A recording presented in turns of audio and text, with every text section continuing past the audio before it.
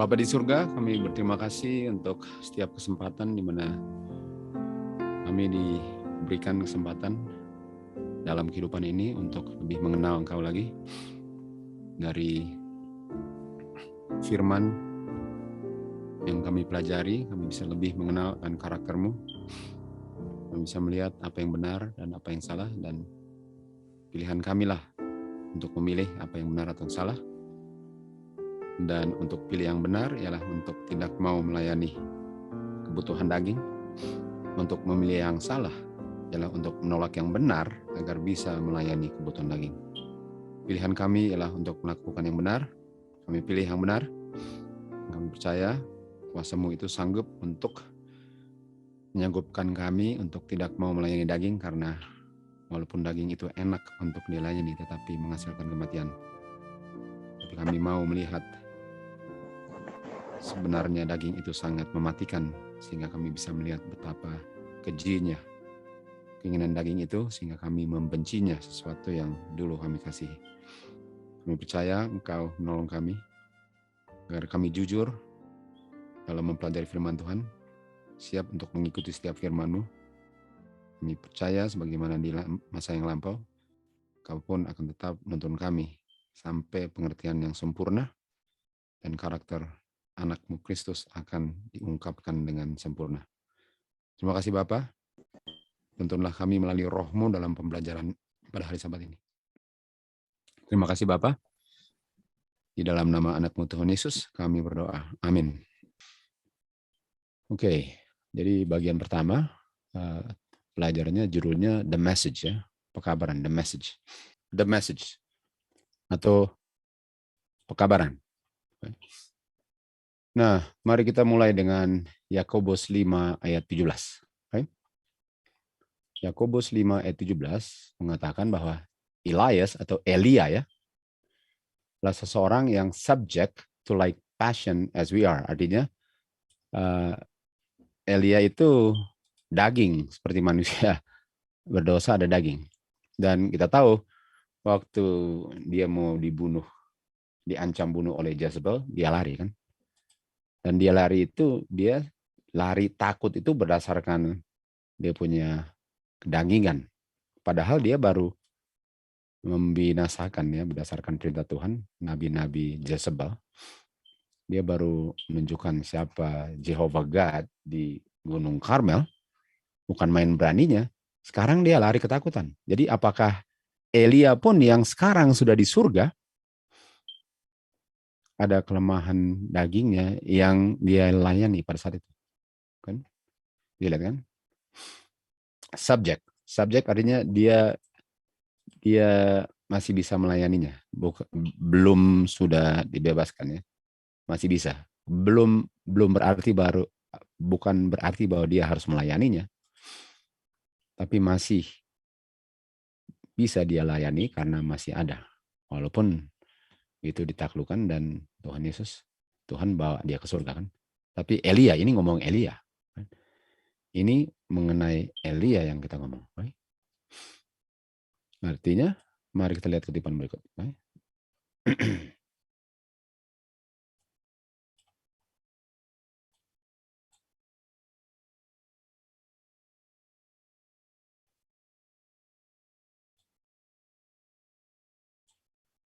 Bentar, ya.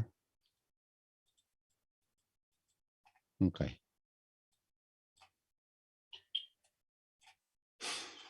mari kita lihat kutipan berikut. Oke. Apakah sudah bisa lihat? Sudah. Bisa, Oke. Pak. Bisa. Messenger, pekabar-pekabar Tuhan. Oke. Pekabar-pekabar Tuhan. Ya.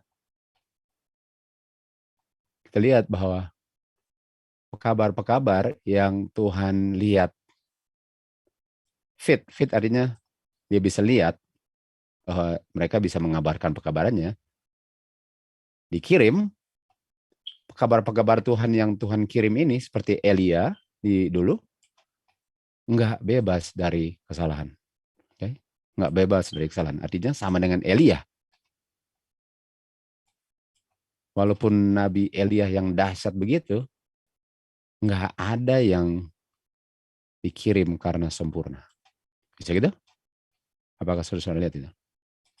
Bisa. Tuhan pilih, kalau Ya, Tuhan Kak. mau pilih orang, nggak ada yang dia pilih sempurna. Nggak ada. Nggak bebas dari kesalahan. Okay. Dan orang-orang messenger ini kan lemah dan penuh dengan kesalahan. Okay. Penuh dengan kesalahan. Ini orang-orang yang dipilih oleh Tuhan. Tapi Tuhan bilang dia bisa lihat bahwa mereka fit. Fit walaupun apa? Fit walaupun ada kesalahan. Walaupun lemah. Okay. Walaupun nggak bebas dari salah. Okay. Tapi pertanyaannya, kenapa dan Bapak pilih orang yang salah? Nomor satu, nggak ada orang yang sempurna yang dia mau pilih, benar nggak? Bisa lihat itu? Iya. Kalau mau pilih yang sempurna ya pilih malaikat lah, betul? Jadi pilihan pekabar di dunia nggak ada yang sempurna. Jadi sejak kapan ada pekabar yang sempurna kalau nggak ada orang yang sempurna di dunia ini? Tapi kenapa Bapak pilih orang walaupun nggak bebas dari kesalahannya? Kenapa? Ini. Oke. Bapak bekerja melalui orang-orang yang nggak infallible, yang lemah dan salah, tapi Bapak bekerja melalui mereka. Kenapa? Karena Bapak tahu mereka sudah mengabdikan kehidupan mereka untuk melakukan pekerjaan Tuhan. Bagaimana? Ya? Jelas, Kak. Jelas. Jadi walaupun orang-orang lemah, tapi Tuhan gunakan saya. Dalam kelemahan saya nggak ada apa-apanya. Gunakan, Tuhan akan pakai itu. Tuhan akan pakai. Bukan orang yang masih simpan dosa, itu lain. Simpan dosa dan segala macam itu lain dengan lemah dan bisa salah. Orang yang masih sembunyi-sembunyi di belakang, bukan berarti bahwa orang ini sudah sempurna, tapi Tuhan tahu dia akan bikin yang benar walaupun dia sendiri masih lemah. Dan firman diucapkan disesuaikan dengan kebutuhan umat Tuhan di akhir zaman. Artinya Elia diberikan sesuai dengan kebutuhan umat Tuhan yang nggak kenal God Jehovah. Yohanes Pembaptis diberikan khusus untuk mempersiapkan kedatangan Tuhan Yesus pertama kali. Yohanes Pembaptis diberikan untuk menegur dosa raja dan permaisurinya. Jadi pekabaran Tuhan di Nuh mempersiapkan untuk air bah dan sebagainya. Jadi pekabaran Tuhan itu dikirim untuk memenuhi pekabaran yang perlu dikabarkan pada waktu di mana dia sedang hidup itu. Dan semuanya apa? Lemah. Ingat si Yohanes Pembaptis, apakah dia sempat meragukan apakah Tuhan itu memang mungkin kenapa saya di penjara? Ingat itu? Walaupun habis itu dia dikuatkan kembali dengan saksi. Jadi nggak ada umat Tuhan yang bebas dari kelemahan. Tapi walaupun nggak bebas dari kelemahan, paling kurang mereka sudah mengabdikan hidupnya sepenuhnya dalam kekurangan dan kelemahan untuk dipakai Tuhan. Ini yang Tuhan pilih. Dan bukti kebenaran yang dikabarkan oleh pekabar Tuhan ini sangat jelas dan sangat jernih waktu dipersembahkannya. Artinya yang dikabarkan jelas dan beda dari yang salah. Okay. Beda. Sangat jelas yang dikabarkan ya. Oleh orang-orang yang Tuhan pilih, walaupun orang-orangnya apa Stan? Tidak belum bebas luput dari kelemahan. Iya, kelemahan. Jadi kalau bilang, oh dia begitu, silakan cari malaikat lah kalau dia begitu, betul? Betul sekali. Ini bukan berarti bahwa umat Tuhan, pekabar Tuhan bisa beralasan untuk itu. Bukan berarti bahwa, oh artinya boleh bersalah. No. Tuhan pilih orang yang nggak mau melakukan pekerjaannya. Karena tahu bahwa nggak layaknya bukan main. Nyonya White waktu dipilih dia nggak mau. Musa dipilih nggak mau. Kenapa? Karena tahu bukan main nggak layaknya. Jadi ini bukan orang-orang yang Tuhan pilih saya patut. Nggak ada itu, Sen. Nggak ada orang yang patut dipilih. Tapi Aduh. Tuhan pilih walaupun nggak patut. Bisa lihat? Bisa. Dan sementara bukti kebenaran yang dipersembahkan oleh kabar-kabar Tuhan ini sangat jelas. Dan alasan kenapa firman Tuhan tidak menghasilkan efek yang diinginkan kepada pendengar-pendengarnya, walaupun jelas dipersembahkannya, bukan karena buktinya sangat lemah. Bukan. Bukan karena buktinya sangat lemah. Jadi mereka orang-orang yang tolak bukan karena ini saya nggak bisa lihat benarnya. Nah, kalau mereka nggak bisa lihat benarnya, kenapa mereka tolak? Kalau mereka nggak bisa lihat salahnya, kenapa mereka tolak? Karena pekabar yang mengabarkan yang sangat jelas ini menunjukkan ikatan rantai yang menghasilkan rantai yang sempurna, sehingga menjadi satu lingkaran yang utuh. Sehingga nggak bisa dilihat bolong deh. Benar sekali. Semua dibuktikan benar. Makanya waktu sahabat Morfoli, apakah nominal bisa buktikan salah? Nominal bisa buktikan salah nggak? Waktu sahabat Morfoli dikabarkan? Nggak bisa. Tidak. Jadi kenapa dan ditolak kalau nggak bisa buktikan benar? Karena pikiran daripada pendengar dipenuhi dengan prejudice. Oke. Supaya kalian ngerti sekali apa prejudice, kita ambil di sini. Oke. Jadi kita ambil yang nomor 2 lah.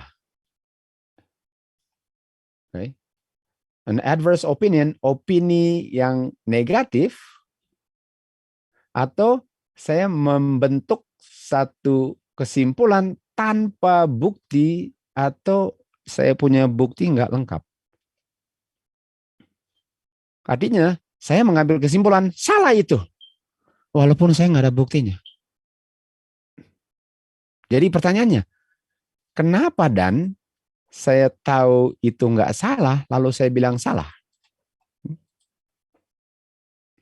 Kalau saya lihat warna putih, lalu saya bilang, oh itu bukan putih. Padahal saya lihat putih. Kenapa saya tolak itu putih, kalau yang saya lihat itu warna putih?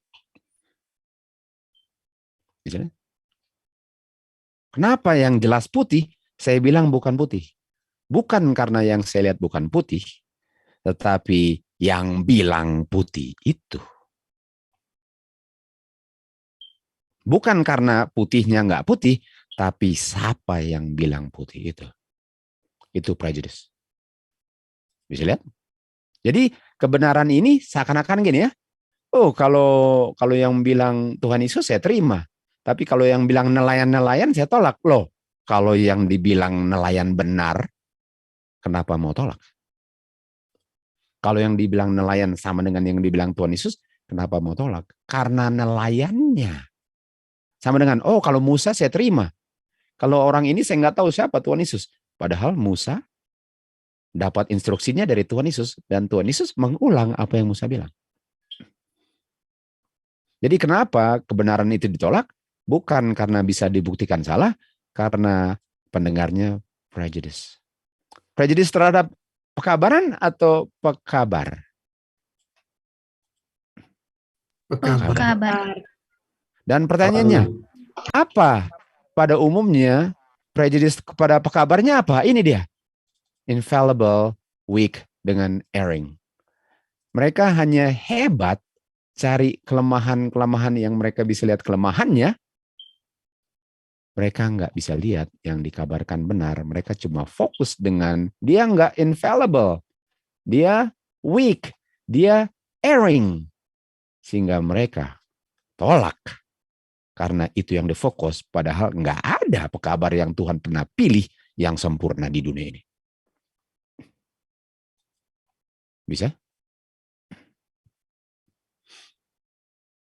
Bisa. Mereka nggak mau terima bukti. Mereka nggak mau terima bukti walaupun buktinya sangat jelas. Dan mereka coba untuk membuat Alkitab membenarkan mereka punya ide. Bukannya mengizinkan Alkitab yang merubah ide mereka. Nah sekarang, kalau dia punya jembatan-jembatan sudah sempurna, kalau sudah menjadi sempurna ya, kalau kebenaran itu sudah dengan sempurna, kita lihat, artinya orang yang tolak ialah orang yang tolak terang, yang nggak bisa lebih terang lagi. Dan kalau terangnya sudah lengkap dan saya tolak, bukan karena saya nggak bisa lihat terangnya, karena alasan lain, masih kebuka nggak pintunya. Waktu Lucifer dibuang dari surga, apakah ada terang lagi yang masih tersimpan yang dia belum lihat? Ada? Tidak ada. Lucifer menjadi setan, apakah dia bilang, oh masih ada terang yang belum dikasih tunjuk? Atau semua terang sudah dikasih tunjuk dan dia tolak karena prejudice, lalu pintunya selama-lamanya tertutup? Sudah dia tahu semua. Dan dia Artinya prejudis. kalau kebenaran itu sudah komplit dan yang mendengarnya bisa lihat bahwa nggak ada salahnya, lalu dia tolak, habislah dia. Apalagi yang Tuhan mau kasih tunjuk. Kalau yang lengkap dia sudah tolak. Apalagi yang dia mau kasih tunjuk, Tuhan mau kasih tunjuk. Kita lanjut ke kutipan berikut. Enggak aman untuk kamu berdiri sebagai kritik daripada pekerjaanku. Pekerjaan Bapa. Ini pekerjaan Bapa. Enggak baik untuk kamu mengeritik pekerjaanku. Ini ku Bapa. Atau kamu mau memanjakan kekecewaan kamu karena yang kamu dengar enggak sesuai dengan yang kamu pengen dengar.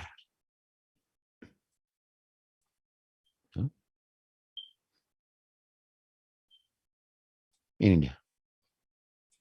Pertanyaan yang paling penting kepada kamu ialah bagaimana kamu memperlakukan pekabaranku. Nah, pekabaranku ini yang kabar siapa? Pekabarku. Betul? Artinya, kalau saya tolak pekabar Tuhan yang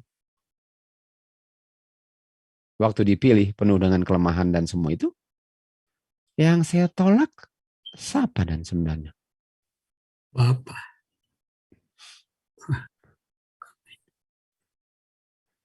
Dengan kamu terima atau menolak, itulah yang menentukan kekekalan kamu. Kekekalan mati atau kekekalan hidup. Tapi bukan pekabaran Tuhannya yang ditolak, tapi pekabarannya ditolak karena yang ditolak pekabarnya, karena mereka hanya bisa lihat enggak infallible, weak dengan erringnya. Bisa lihat? Iya. Mematikan nggak nih, Sen? Apakah deadly-nya bukan main? Aduh. Mengenai kehidupan kekal. Wow. Aduh. Main game sekali. Kita lihat kutipan ini. Tuhan memberikan teguran-teguran dalam kemurahannya. Amaran dan teguran, Tuhan berikan amaran dan teguran dalam kemurahannya. Udah bagus dikasih. Waktu umat-umat yang mengaku sebagai umatnya bergerak dalam buta-buta dan izinkan untuk jatuh tergoda dan sudah hilang pegangannya akan Kristus, Bapa mengirim pekabaran. Bapa mengirim pekabaran, yaitu my message melalui pekabarnya, teguran, amaran, dan counsel. My message melalui messenger, kan? Iya, Kak.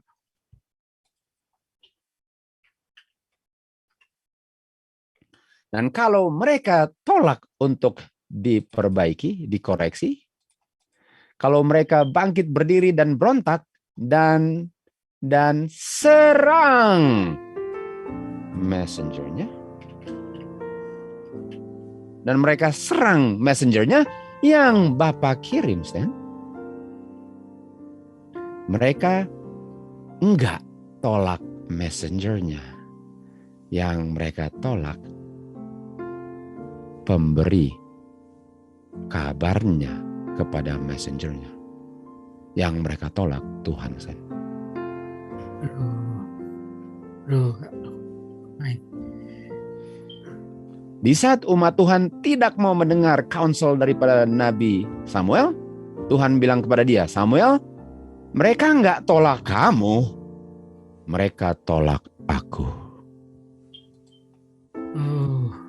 Lumayan. Kenapa? Karena mereka hebat sekali lihat not fallible, infallible, weak, dan erringnya. Sementara, how do you treat my message?